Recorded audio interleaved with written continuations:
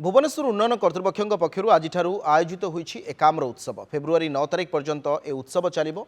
Theme रही व्यंजन मनोरंजन कहानी और भ्रमण। राजधानीवासी मनोरंजन पर एक नूतन रूपर प्रदर्शनी भाव में आयोजित होईछि एकाम्र उत्सव।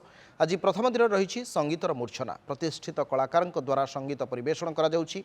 एहा सह नृत्य संगीत एवं लाइव बैंड परिवेषण मध्य करा जाउछि।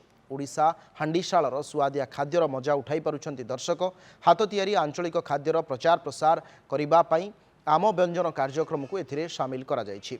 ओडिया घरर पारंपरिक खाद्य सांगकु केवल ग्रामांचल उपलब्ध होउथिबा विभिन्न सामग्री प्रस्तुत खाद्य मध्य एठी उपलब्ध होइछि। केवल सेतिकि नुहे एकाम्र हाटठारे लोकंक पई रात्रिकालीन बजार ता सहित मार्केटर मध्य व्यवस्था होइछि। आसंता 3 रु अर्थात आज 9 तारिख पर्यंत यह खोलुछि।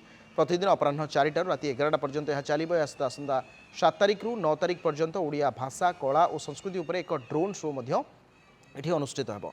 भाषार प्रसार पई मधुसूदन पार्क को ओडिया भाषा कला और संस्कृति डिजाइन रे प्रदर्शित करा जिवो। एथिपय पाखापाखि 200 रु अधिक ड्रोन व्यवहार करा जिवो।